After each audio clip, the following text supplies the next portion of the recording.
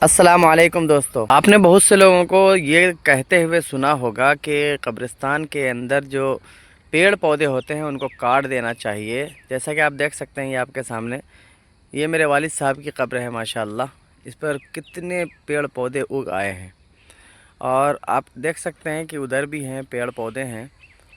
कुछ कब्रें हैं जो अभी नई हैं, ताज़ा हैं, वरना आम तौर पर यहाँ जो कब्र है उस पर पेड़ पौधे हैं।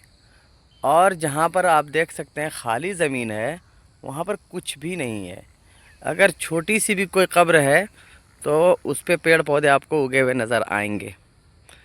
इनके साथ क्या करना चाहिए? क्या इनको काट देना चाहिए या इनको छोड़ देना चाहिए? हमारी शरीयत इस बारे में क्या कहती है?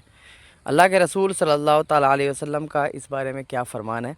आज इंशाअल्लाह ताला हम उसी को दिखाने की आपको कोशिश करेंगे और सही मसला इंशाअल्लाह ताला कुरान और हदीस की रोशनी में बताएंगे। सबसे पहले चलते हैं अपने वालिद साहब की कब्र पे दोबारा, ताकि आप लोगों को उनकी कब्र के सामने ही बताऊं, वो भी खुश हों।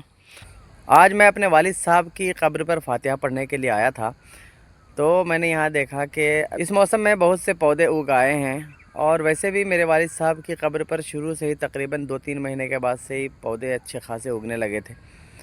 अल्लाह का शुक्र अदा करता हूँ कि उनको अल्लाह ताला ने ये मौका, ये शरफ़ अता फ़रमाया है कि उनके कब्र पर पौधे उगाए हैं। क्योंकि अल्लाह के रसूल सल्लल्लाहु ताला अलैहि वसल्लम की हदीस से हमें ये समझ में आता है, ये मालूम होता है कि अगर किसी भी कब्र पर पौधे होते हैं तो इससे साहिब कब्र का फ़ायदा होता है। इस तौर पर कि जो भी जानदार है, पौधे भी जो होते हैं अल्लाह ताला ने उनके अंदर भी जान रखी है और साइंस भी इस बात को प्रूव कर चुकी है कि उनके अंदर भी जान होती है, क्योंकि उनके अंदर भी बढ़ने की सलाहियत होती है।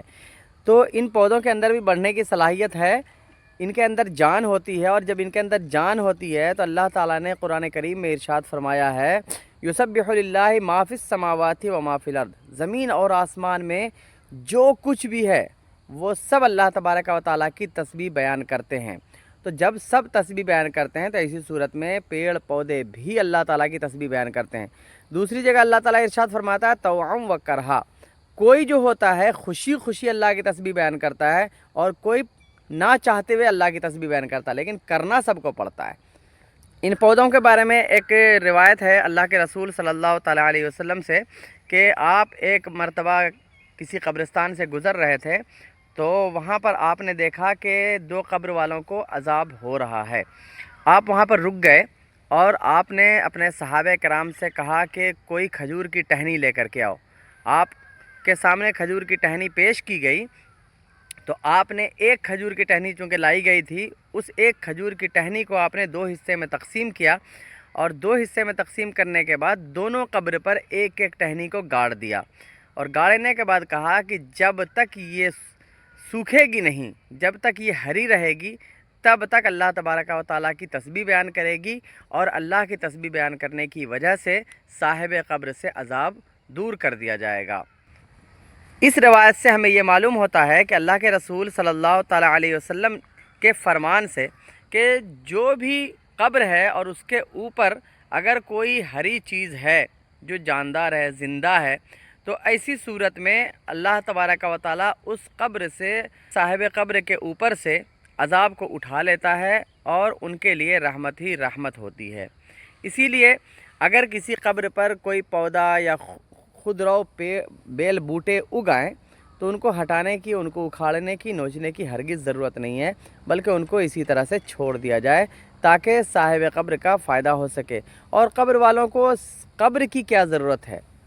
कब्र से चाहे आप उनकी कब्र को कितना भी पक्का कर दें, पुख्ता कर दें, उससे उनका कोई फ़ायदा तो होने वाला है नहीं।